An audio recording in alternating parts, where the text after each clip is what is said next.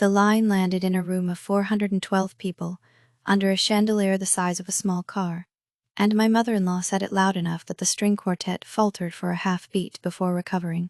"Sweetheart, the donation bin is around back. The gala is by invitation." She smiled when she said it. She touched my elbow, the way you touch a stray dog you're guiding off a porch. 412 people heard her. I counted later from the seating chart, because counting is what I do when other women would cry. My name is Eleanor Whitaker. I am 41 years old. And this is the story of the night. A thrift store dress with a $47 price tag ended a 30-year reign of a woman who believed couture was character. The reversal had already begun by the time she finished her sentence. She just didn't know it yet. Before I go further, settle in with me. If you've ever been the woman in the wrong dress in the right room, I think you'll want to hear how this one ends. And I'd be glad to know what you would have done in my place. The Whitakers did not live in a house. They lived in a compound, a stone and ivy estate on the north ridge of Bryn Mawr, Connecticut. 22 acres of manicured grief that had been in the family since 1897. The driveway alone was a quarter-mile of crushed white gravel that announced you before you arrived, and the front door was original walnut, oiled twice a year by a man named Henrik who had been doing it since before I was born. Inside, the house smelled of beeswax, old paper, and the faint chemical sweetness of fresh-cut peonies, which Margaret Whitaker insisted on year-round. Flown in from Holland in February, at a cost I once saw itemized as $1,100 a week. Margaret was the matriarch, 68 years old, silver hair always set, never styled, the difference being something only women like her understood. She had married into the Whitaker name in 1979 and had spent the 46 years since converting herself into its truest believer. Her husband, Charles, my father-in-law, was a quiet man who made his money in shipping insurance and spent it apologizing for her with checks. He liked me. He never said so out loud. He just refilled my wine without asking, and once, at Christmas, slipped a folded note into my coat pocket that read, "You are the best of them. Don't forget." My husband was their younger son, James, 43, an architect, kind in the small ways that get a man through a difficult mother. We had been married 11 years. We had no children, not by choice, and that absence sat in the center of every Whitaker holiday like a chair no one would pull up to the table. James's older brother, Preston, was 46, a hedge fund man, married to a woman named Carolina who wore her wealth like perfume, applied generously and reapplied often. They had 3 children, all blonde, all enrolled at Hotchkiss before they could read, and Margaret loved them with the ferocity of a woman who had finally gotten the grandchildren she felt she was owed. The hierarchy was clear from the first dinner I attended, 12 years ago, when I was 30 and James was 31, and we had been engaged for 2 months. Carolina sat at Margaret's right hand. I sat at the far end, next to a great-aunt who was deaf in her left ear, which was the ear closest to me. Preston was served first. James was served fourth, after Charles, and after Carolina. I was served last, after the children. This was not an accident. Nothing in that house was an accident. The seating, the silverware, the order of pours, the way Margaret would say Carolina, darling in one register and Eleanor in another. Flatter. The way you'd say the name of a town you were just driving through. I came from nothing they recognized. My father had been a high school history teacher in Allentown, Pennsylvania. My mother had been a nurse. They had both died before I turned 26, my father of a heart attack at the kitchen table, my mother of a quieter cancer 18 months later.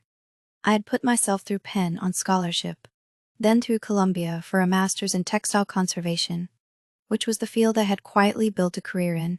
By the time I met James at a museum benefit where I was the curator and he was the architect renovating the East Wing, he had asked me what I did. I had told him. He had listened for 40 minutes without checking his phone. I married him for that. Margaret had asked me, at our first dinner, what my mother had worn to her own wedding. I told her my mother had worn a dress she'd made herself, from a Butterick pattern.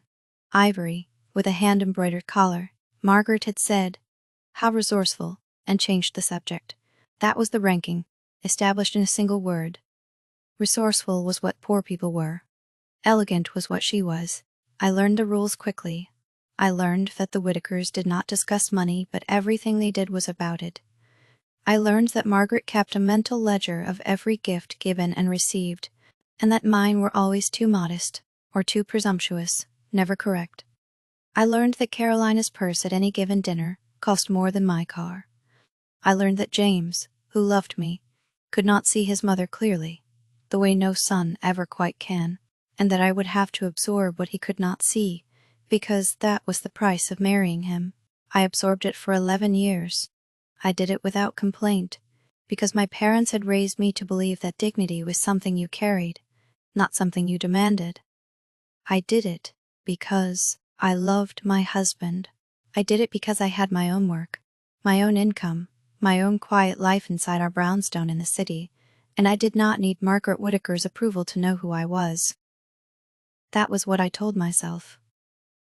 That was mostly true, but there is a difference between absorbing and forgetting, and I had not forgotten any of it. The first scene I remember with full clarity took place at Easter, 4 years into the marriage. Margaret had organized a brunch for 32 guests on the back terrace. I had brought a lemon tart I'd made the night before, in a ceramic dish my mother had owned. Margaret took it from me at the door, looked at it the way a customs officer looks at a suspicious package, and said, "Oh, Eleanor, you didn't have to. We have a pastry chef coming." She set it on a side table in the foyer. It stayed there all afternoon. By the time we left, the crust had gone soft in the spring humidity, and a fly had drowned in the glaze. I carried the dish back to the car without a word. James noticed 3 miles down the road, and apologized, and I told him it was fine.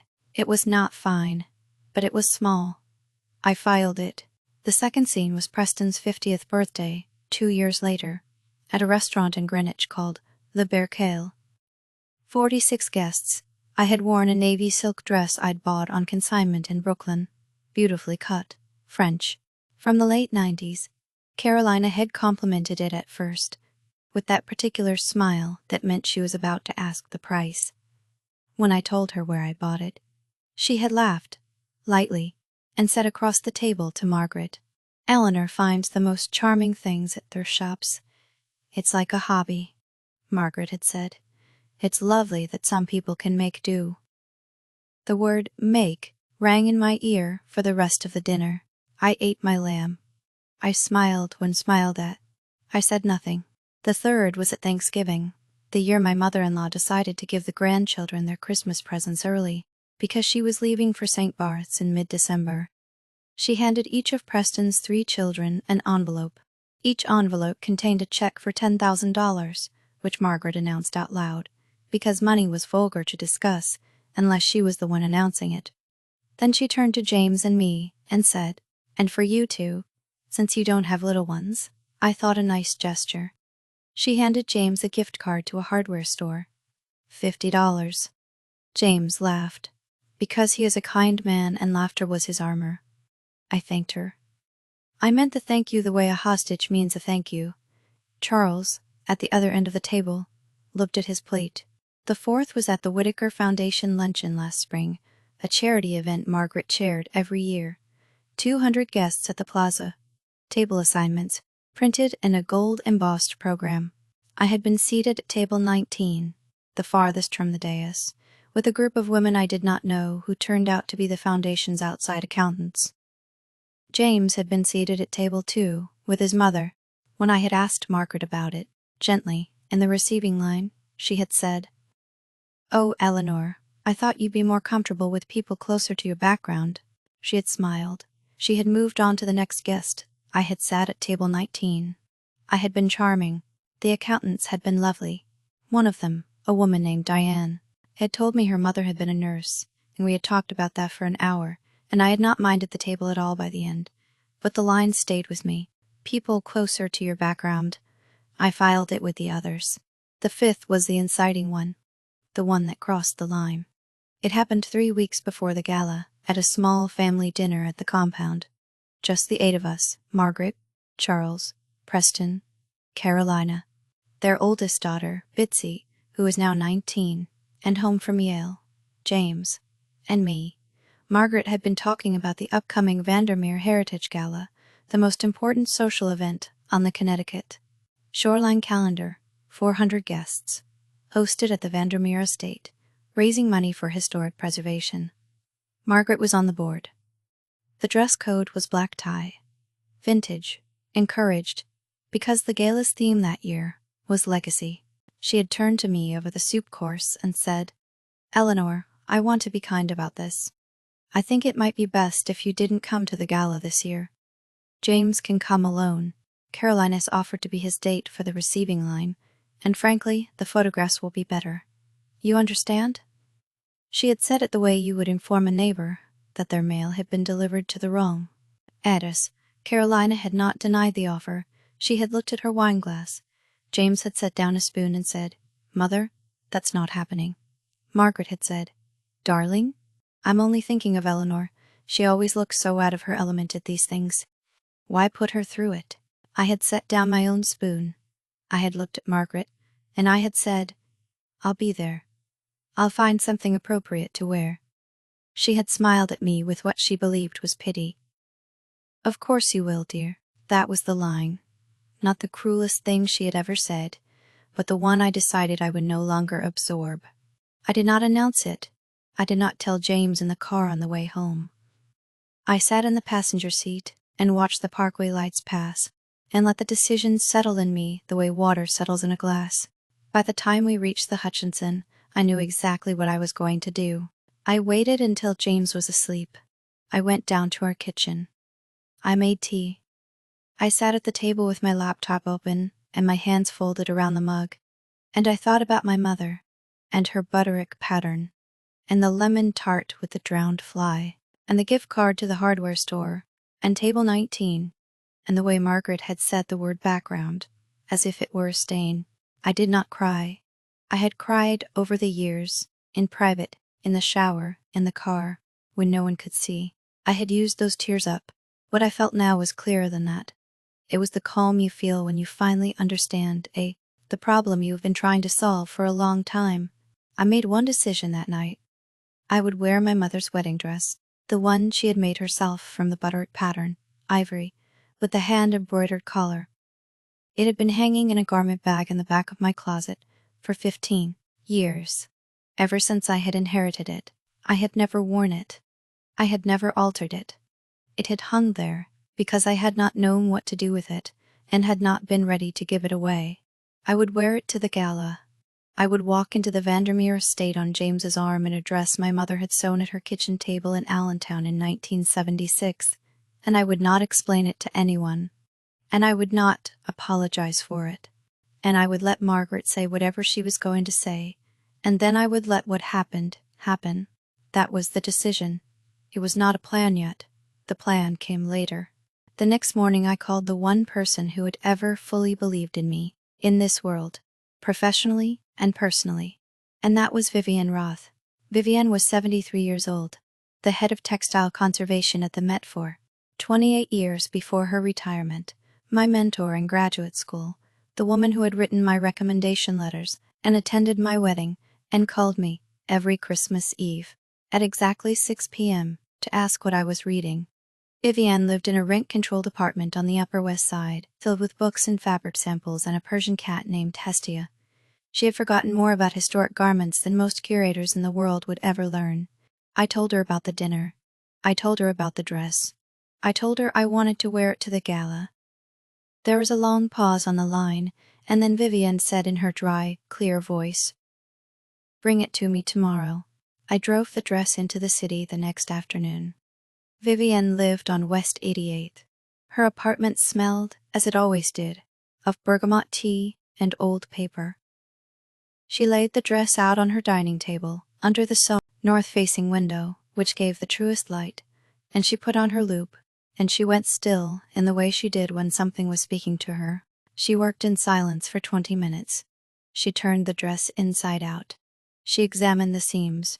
She held the embroidered collar up to the light and ran her fingertip along the inside of the bodice. She found something at the inner waistband, near the left hip. She made a small sound, the same sound she made in graduate school when a student finally understood something difficult. "Eleanor," she said, "come here." She handed me the loop and pointed to a place along the inside seam where the silk had been doubled and finished by hand.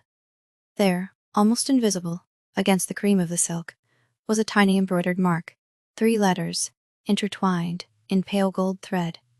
Beneath them, in script so small, I could barely see it without the loop. A date, 1974. I did not understand. I told her so. Vivienne sat down.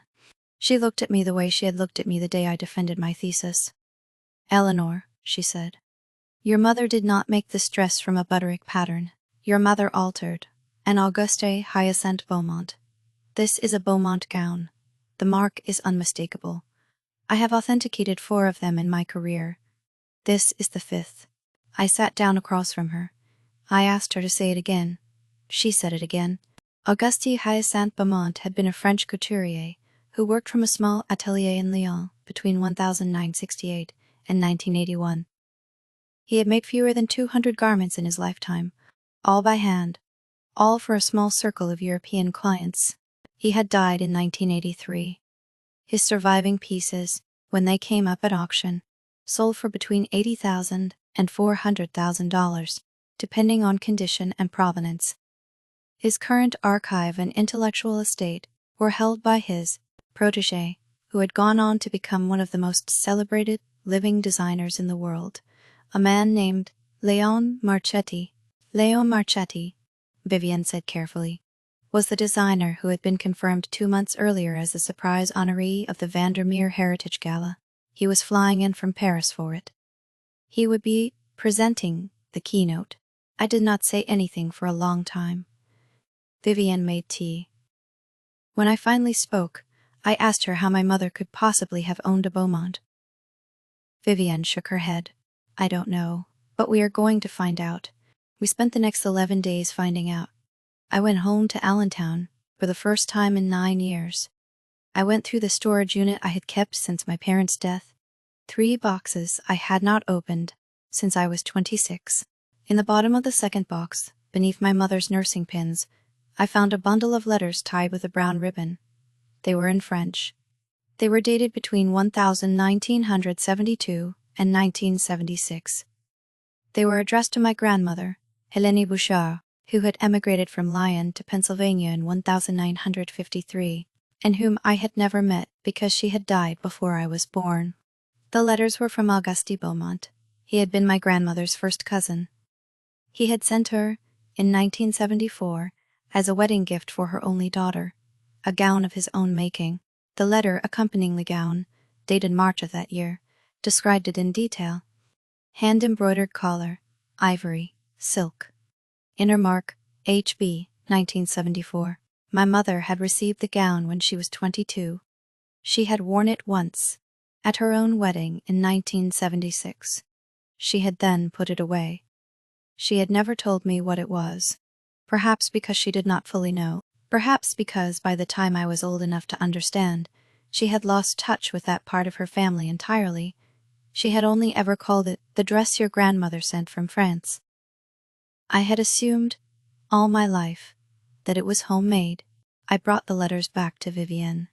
She translated them with me, slowly, over an afternoon.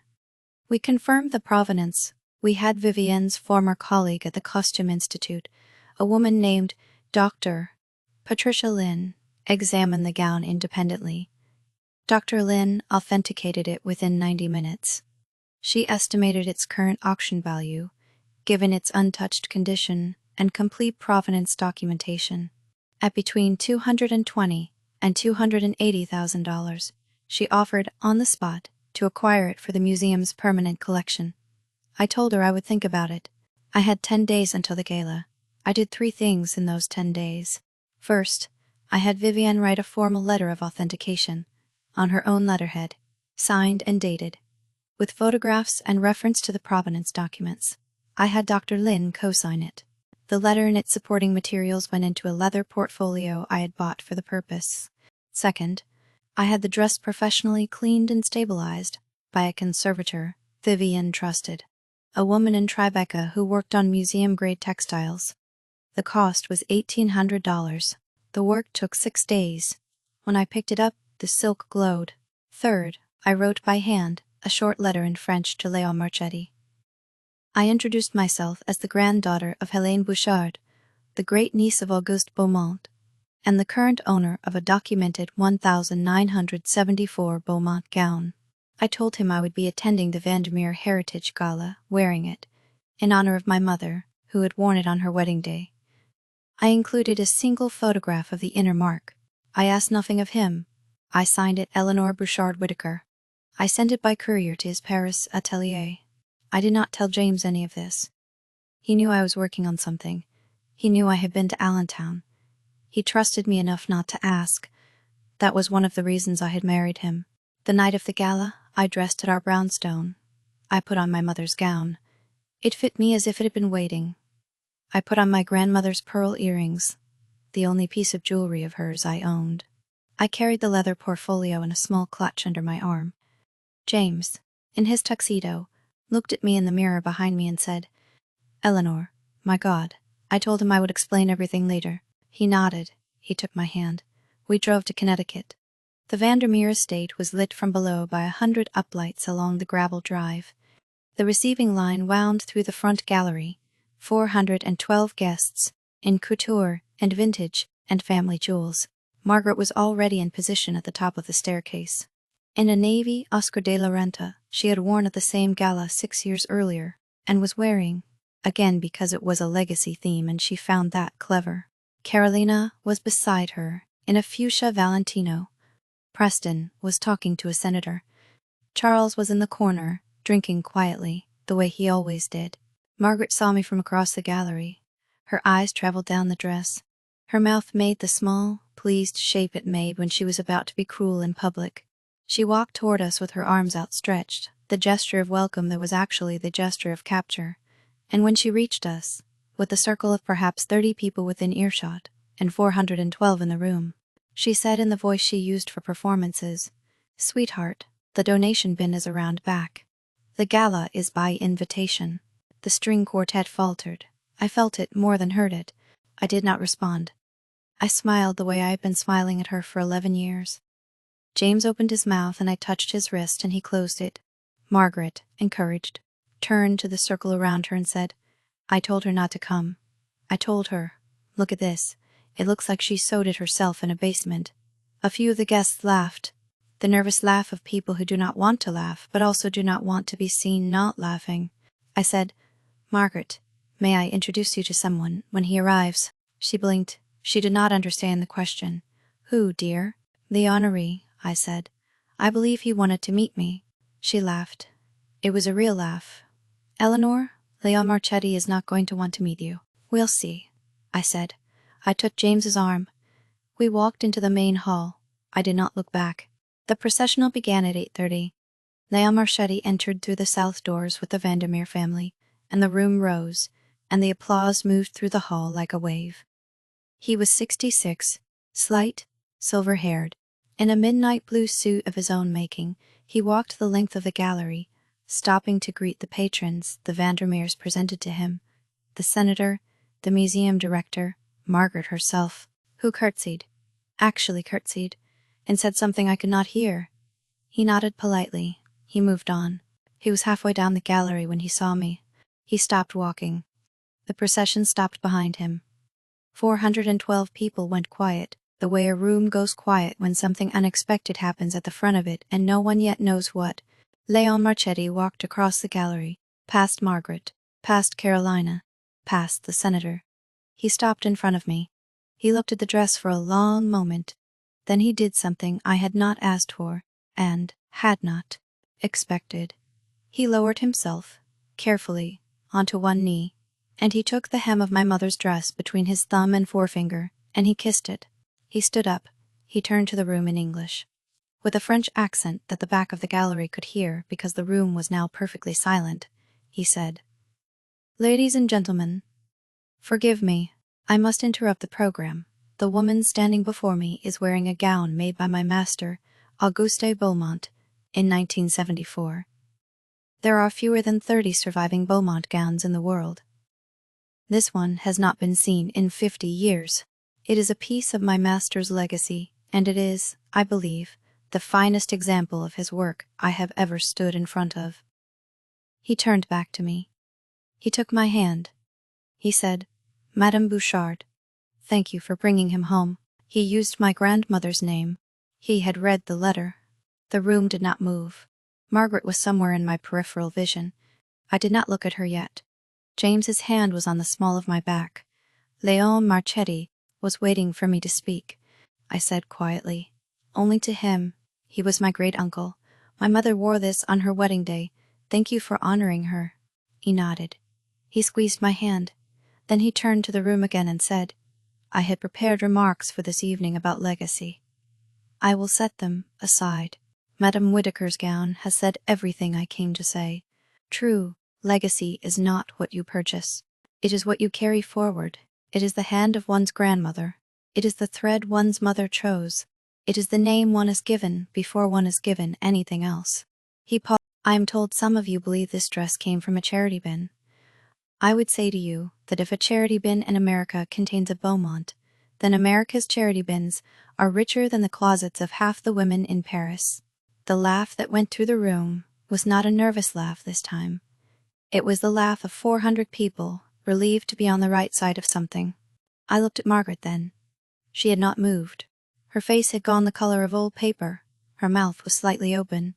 Her right hand was clenched on the stem of her champagne flute hard enough that I could see her knuckles from 10 feet away.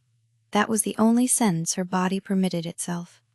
Her composure, the thing she had spent 46 years constructing, did not crack publicly. It only thinned, the way ice thins, before it gives. Léon Marchetti offered me his arm. He walked me to the dais. He asked me, in front of the room, if I would consent to the gown being photographed for the Beaumont archive, and to a small placard being added to the evening's program identifying it. I said yes. The Vandermeer's director of programming, who had been hovering at the edge of the dais with a clipboard, made it happen within the hour. I did not give a speech. I did not need to.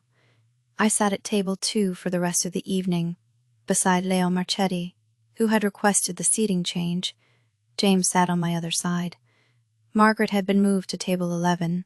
I was told this by Charles, my father-in-law, who came to me near the end of the night, leaned down, kissed my cheek, and said, "Your father would have been proud of you. So am I." It was the longest sentence he had ever spoken to me. He squeezed my shoulder once and walked away. Carolina did not approach me. Preston did not approach me. Margaret did not approach me. They left before dessert. The story moved faster than I expected. The gala had press. The press had cameras. By the following Tuesday, a photograph of Léon Marchetti kneeling at the hem of my mother's dress had appeared in trade publications and one Sunday-style section. The accompanying article, written by a journalist who had interviewed Vivienne and Dr. Lin, told the story of the Beaumont, the Bouchard family, my mother, and the 50-year journey of an ivory silk gown, from a Lion atelier to a kitchen table in Allentown, to a closet in Brooklyn, to the Vandermeer estate. The article did not mention Margaret by name. It did not need to. Everyone in the world she cared about read it. Everyone in the world she cared about understood. The Whittaker Foundation Board met 3 weeks later. Margaret had chaired it for 12 years. She was not asked to step down, exactly. She was informed that the board had decided to rotate the chair position annually, beginning in the new fiscal year, and that her successor had already been chosen. She accepted with grace, because that is what she had been bred to do. She took a long trip to St. Barth's after that. When she came back, she was quieter. She did not host the next family dinner. Carolina hosted it instead, at her house in Greenwich, and seated me at her right hand, and called me darling for the first time in a decade. I let her. I did not need her warmth, but I did not refuse it either. Preston wrote me a letter. It was 3 paragraphs long. It was not quite an apology. It said that he had not always understood me, and that he hoped he would do better. I wrote back that I appreciated his note. I meant it. Some bridges are not worth burning, even when you are no longer willing to cross them as often. Bitsy, the 19-year-old, came into the city to see me alone. She sat at my kitchen table and asked me about my mother and my grandmother, and about textile conservation, and about what it was like to study at Columbia. We talked for 4 hours. She has been calling me once a month since. She is the one in that family I expect will become someone good. Margaret never apologized. She never will. I understood this within a week of the gala, and I made my peace with it because her apology was not what I had been after. I had not been after anything from her. I had been after the right to walk into a room in my mother's dress and have it be enough. I had gotten that. The rest was weather. I sold the gown, eventually, but not to the Met. I donated it to the Beaumont Archive in Lyon, on the condition that it be displayed once a year, on the anniversary of my mother's wedding date, with a small placard bearing her name, Margaret Bouchard Whittaker. Yes, my mother and my mother-in-law shared a first name. I had never pointed this out to Margaret. I did not point it out now. I simply let my mother's name hang, in ivory silk, in a museum in France, where it would be seen by people who understood what they were looking at. Léon Marchetti personally arranged the display. He sent me a photograph of it on the day it opened. I keep it on my desk. Charles died the following spring, of a stroke, at 73. He left me in his will a small painting that had hung in his study, a watercolor of a fishing boat at Mystic, and a note that read, "You are the best of us. I always knew." I keep that on my desk too. I am 42 now. I still live in the brownstone in Brooklyn with James, who is still kind, who is still mine. I still work in textile conservation. I lecture, occasionally, on the Beaumont gown and what it taught me. Though I do not tell the full story in public, the full stories for nights like this one, told slowly, to people who understand that the worth of a thing is rarely the same as its price, and that the worth of a person is almost never what the cruelest person in the room insists it is. I lost something in those 11 years. I lost the version of myself that believed, secretly, that if I were just patient enough, and gentle enough, and good enough, Margaret would one day see me. She was never going to see me. Some people are constructed in such a way that they cannot. Letting go of the hope that she would was the loss. Discovering that I did not need her to was the gain. What I understand now is this. Legacy is not lineage, and it is not money, and it is not the right last name at the top of the right invitation list. Legacy is the thread your mother chose. It is the small, the careful work of the people who came before you, often invisible, often unrecognized, often mistaken for something humbler than it is. It is the work of carrying what they made forward without shame, into rooms that were not built for you, and standing inside it and letting the room adjust. If this story has stayed with you the way it has stayed with me, I'd be grateful if you walked the next part of the road alongside this channel. And if you have your own dress, your own thread, your own quiet inheritance, I would like to read about it in your words. My name is Eleanor Bouchard Whittaker. My mother sewed nothing, she altered a Beaumont, and I am, finally, exactly who I always was.